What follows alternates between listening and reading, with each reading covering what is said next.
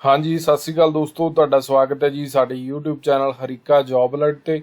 ਦੋਸਤੋ, ਜੇਕਰ ਤੁਸੀਂ ਚੈਨਲ ਪਹਿਲੀ ਵਾਰ ਵਿਜ਼ਿਟ ਕਰ ਰਹੇ ਹੋ, ਚੈਨਲ ਨੂੰ ਸਬਸਕ੍ਰਾਈਬ ਕਰ ਲਓ, ਬੈਲ ਆਈਕਨ ਦਬਾ ਲਓ ਹਰ ਨਵੀਂ ਅਪਡੇਟ ਦੇ ਲਈ। ਦੋਸਤੋ, ਅਧੀਨ ਸੇਵਾਵਾਂ ਚੋਣ ਬੋਰਡ ਵੱਲੋਂ ਭਰਤੀਆਂ ਦਾ ਪਿਟਾਰਾ ਜਿਹੜਾ ਖੁੱਲ ਚੁੱਕਿਆ। ਅੱਜ ਪਹਿਲੀ ਭਰਤੀ ਦਾ ਜਿਹੜਾ ਨੋਟੀਫਿਕੇਸ਼ਨ ਆਊਟ ਹੋ ਚੁੱਕਿਆ, ਇਸ਼ਤਿਹਾਰ ਨੰਬਰ 4/2022 ਤੇ ਜਿਹਦੀ ਆਪਾਂ ਗੱਲ ਕਰਦੇ ਸੀ, ਅਕਸਰ ਗੱਲ ਕਰਦੇ ਸੀਗੇ, ਜਿਹਦੇ ਵਿੱਚ ਵੀਡੀਓ ਦੀ ਪੋਸਟ ਹੈ, ਯਾਨੀ ਕਿ ਵਿਲੇਜ ਡਿਵੈਲਪਮੈਂਟ ਆਰਗੇਨਾਈਜ਼ਰ ਜਾਂ ਫਿਰ ਤੁਸੀਂ ਇਹਨੂੰ ਗ੍ਰਾਮ ਸੇਵਕ ਕਹਿ ਸਕਦੇ ਹੋ।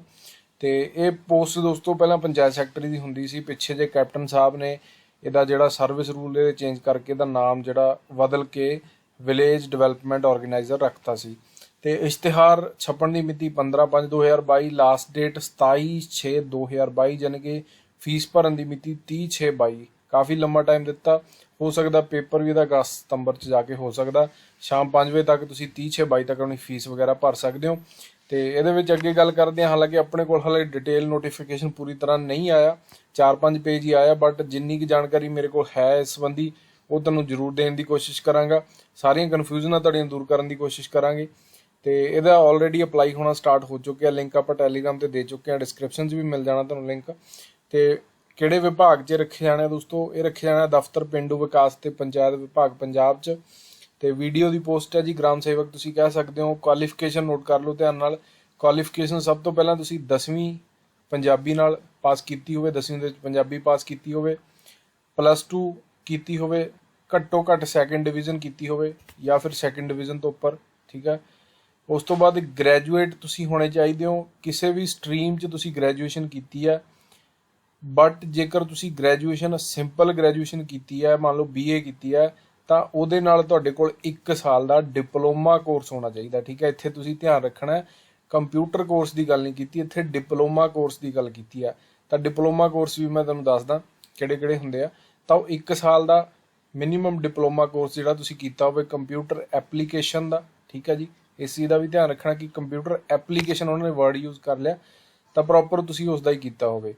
ਤੇ ਉਸ ਤੋਂ ਬਾਅਦ ਇਹਨੇ ਦੱਸਿਆ ਕਿ ਪ੍ਰੈਫਰੈਂਸ ਜਿਹੜੀ ਦਿੱਤੀ ਜਾਏਗੀ ਉਹ ਦਿੱਤੀ ਜਾਏਗੀ ਜਿਨ੍ਹਾਂ ਕੈਂਡੀਡੇਟਸ ਕੋਲ BCom ਡਿਗਰੀ ਹੋਏਗੀ ਜਾਂ ਫਿਰ ਐਨੀ ਹਾਇਰ ਡਿਗਰੀ ਹੋਏਗੀ ਇਸ ਸਟਰੀਮ ਦੇ ਵਿੱਚ, BCom ਜਾਂ MCom ਵਗੈਰਾ, ਜਾਂ ਫਿਰ ਇਨ ਦਾ ਫੀਲਡ ਆਫ ਕਮਰਸ ਦੇ ਵਿੱਚ, ਠੀਕ ਹੈ। ਹਾਇਰ ਡਿਗਰੀ ਤੁਸੀਂ MCom ਕਹਿ ਸਕਦੇ ਹੋ।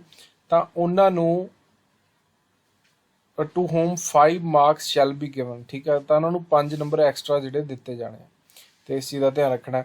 ਹੁਣ ਇਹਦੇ ਵਿੱਚ ਜੇ ਗੱਲ ਕਰੀਏ ਆਪਾਂ, ਜੇਕਰ ਤੁਸੀਂ BCA ਕੀਤੀ ਹੋਈ ਆ ਤਾਂ ਤੁਹਾਨੂੰ 1 ਸਾਲ ਕੰਪਿਊਟਰ ਕੋਰਸ ਡਿਪਲੋਮਾ ਕੋਰਸ ਦੀ ਕੋਈ ਵੀ ਜ਼ਰੂਰਤ ਨਹੀਂ ਹੈ। ਤੁਸੀਂ ਵਿਦਆਊਟ ਇਹ ਤੋਂ ਅਪਲਾਈ ਕਰ ਸਕਦੇ, ਕਿਉਂਕਿ ਉਹਦੇ ਵਿੱਚ ਹੀ ਜਿਹੜਾ ਤੁਹਾਡਾ ਕੰਪਿਊਟਰ ਐਪਲੀਕੇਸ਼ਨ ਦਾ ਹੀ ਉਹ ਪ੍ਰੋਪਰ ਕੋਰਸ ਹੁੰਦਾ। ਹੁਣ ਜੇ ਮੰਨ ਲਓ ਕੋਈ BSc ਵਾਲਾ ਕੈਂਡੀਡੇਟ ਆ, ਠੀਕ ਆ, ਕੋਈ ਮੰਨ ਲਓ ਕੋਈ ਐਸੀ ਡਿਗਰੀ ਆ ਜਿਹੜੀ ਤੁਸੀਂ ਨੌਨ IT ਡਿਗਰੀ ਕਹਿ ਸਕਦੇ ਹੋ, ਠੀਕ ਹੈ। ਤਾਂ ਉਹਦੇ ਵਿੱਚ ਲੋੜ ਪਏਗੀ diploma course the in computer application. ਤਾਂ ਇਹ ਕੋਰਸ ਕਿਹੜੇ ਕਿਹੜੇ ਹੁੰਦੇ ਆ? ਇਹ ਕੋਰਸ ਹੁੰਦਾ ਜੀ DCA ਕੋਰਸ ਹੁੰਦਾ ਇੱਕ, ਠੀਕ ਆ। ਕਈਆਂ ਨੇ ਸੁਣਿਆ ਹੋਣਾ, ਕਈਆਂ ਨੇ ਨਹੀਂ ਸੁਣਿਆ ਹੋਣਾ। ਤਾਂ DCA ਕੋਰਸ ਹੁੰਦਾ ਇੱਕ, ਇਹ 1 ਸਾਲ ਦਾ ਕੋਰਸ ਹੁੰਦਾ। ਇਹਦੀ ਫੁੱਲ ਫਾਰਮ ਹੁੰਦੀ ਹੈ ਜੀ ਡਿਪਲੋਮਾ ਇਨ ਕੰਪਿਊਟਰ ਐਪਲੀਕੇਸ਼ਨ। ਉਸ ਤੋਂ ਬਾਅਦ ਤੁਹਾਡਾ ਹੁੰਦਾ ਇੱਕ ਮੇਨ ਕੋਰਸ ਹੁੰਦਾ PGDCA, ਠੀਕ ਹੈ ਜੀ। PGDCA ਕੋਰਸ ਹੁੰਦਾ, ਇਹਦੀ ਫੁੱਲ ਫਾਰਮ ਹੁੰਦੀ ਹੈ ਤੁਹਾਡੀ post graduate diploma in computer application. ਤਾਂ ਇਹ ਜਿਹੜੇ 2 ਕੋਰਸ ਜਿਹੜੇ ਵੈਲਿਡ ਹੋਣਗੇ ਇਹਦੇ ਵਿੱਚ। ਇਸ ਤੋਂ ਇਲਾਵਾ ਕੋਈ ਇੱਕ ਅੱਧਾ ਕੋਰਸ ਹੋਰ ਵੀ ਹੋ ਸਕਦਾ ਜਿਹੜਾ ਮੇਰੇ ਹੋ ਸਕਦਾ ਕੋਈ ਧਿਆਨ 'ਚ ਨਾ ਹੋਵੇ। ਬਟ ਇੱਕ ਚੀਜ਼ ਤੁਹਾਨੂੰ ਮੈਂ ਇੱਥੇ ਕਲੀਅਰ ਕਰਦਾ ਕਿ ਇਹਦੇ 'ਚ ISO ਸਰਟੀਫਿਕੇਟ ਨਹੀਂ ਚੱਲੇਗਾ, ਨਹੀਂ ਚੱਲੇਗਾ, ਨਹੀਂ ਚੱਲੇਗਾ। ਕਿਉਂਕਿ ਜਿਹੜਾ ਇਹਨਾਂ ਦਾ ਪੱਤਰ ਹੈ, ਇਹਨਾਂ ਨੇ ਲੈਟਰ ਭੇਜਿਆ ਸੀਗਾ SSSB ਨੂੰ, ਉਹਦੇ 'ਚ ਇਹਨਾਂ ਨੇ ਸਾਫ਼ ਮੈਂਸ਼ਨ ਕੀਤਾ ਸੀਗਾ ਕਿ ਜਿਹੜਾ ISO ਸਰਟੀਫਿਕੇਟ ਕੋਰਸ ਹੈ ਉਹ ਨਹੀਂ ਚੱਲੇਗਾ, ਠੀਕ ਹੈ। ਤਾਂ ਇਹਦੇ ਵਿੱਚ ਡਿਪਲੋਮਾ ਕੋਰਸ ਚੱਲੇਗਾ ਇਨ ਕੰਪਿਊਟਰ ਐਪਲੀਕੇਸ਼ਨ। 2 ਕੋਰਸ ਮੈਂ ਤੁਹਾਨੂੰ ਦੱਸ ਚੁੱਕਿਆ, ਇੱਕ ਅੱਧਾ ਕੋਈ ਹੋਰ ਵੀ ਹੋ ਸਕਦਾ, ਉਹ ਮੇਰੇ ਹੁਣ ਧਿਆਨ 'ਚ ਨਹੀਂ। ਤੇ 19,900 ਤੁਹਾਨੂੰ ਸੈਲਰੀ ਮਿਲਣੀ ਹੈ ਜੀ ਡਿਊਰਿੰਗ ਪ੍ਰੋਬੇਸ਼ਨ 7 CPC ਦੇ ਅਕੋਰਡਿੰਗ।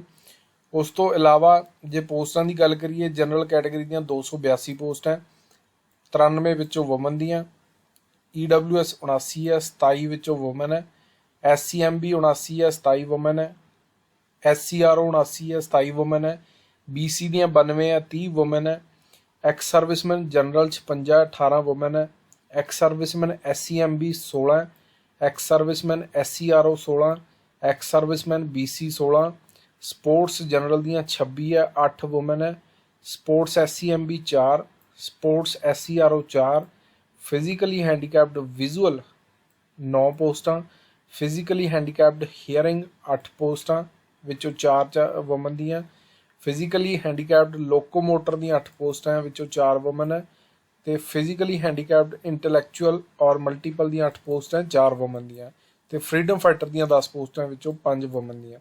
ਤਾਂ 792 ਦੇ ਵਿੱਚੋਂ ਟੋਟਲ 251 ਪੋਸਟਾਂ ਵੂਮਨ ਕੈਂਡੀਡੇਟ ਦੀਆਂ 33% ਕੋਟੇ ਦੇ ਹਿਸਾਬ ਨਾਲ। ਠੀਕ ਹੈ ਜੀ। ਤਾਂ ਇੰਨਾ ਕੁ ਹਲੇ ਆਪਾਂ ਨੂੰ ਨੋਟੀਫਿਕੇਸ਼ਨ ਪ੍ਰਾਪਤ ਹੋਇਆ ਸੀ, ਜਿਹਦੇ ਵਿੱਚ ਉਮਰ ਸੀਮਾ ਵੀ ਆਪਾਂ ਨੂੰ ਥੋੜ੍ਹੀ ਬਹੁਤ ਦਿਖਦੀ ਹੈ ਕਿ 1/1/2022 ਦੇ ਅਨੁਸਾਰ ਮੰਗੀ ਆ, ਤੇ ਉਮਰ ਸੀਮਾ ਜਿਹੜੀ ਇਹਦੇ ਵਿੱਚ ਹੋਏਗੀ ਉਹ ਹੋਏਗੀ ਤੁਹਾਡੀ 18 ਤੋਂ 37 ਸਾਲ। ਠੀਕ ਹੈ ਜੀ।